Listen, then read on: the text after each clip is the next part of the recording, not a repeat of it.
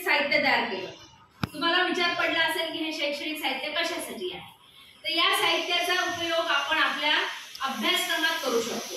जसं आता तुम्हाला पेपरमध्ये चित्र येतात, चित्राच्या माध्यमातून तुम्हाला गोष्ट तयार करायची असते, मग तसं हे चित्र तुम्हाला दिसते आहे कशाचं चित्र आहे, घराचं। मग आपल्याला गोष्ट सांगता आली पाहिजे, हे माझं घर आहे, घराच्या आजूबाजूला छान झाड गवत आहे, मोठे झाड आहे, झाडावर पक्षी आहे, पक्षी काय करत आहे,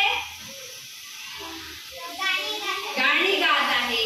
रोज संध्याकाळी झाडावर पक्ष्यांची वर्दळ असते, संध्याकाळी झाडावर पक्ष्यांची शाळा भरते, हे आपल्याला सांगता आलं पाहिजे। काही जादू झाली का त्याच्यात?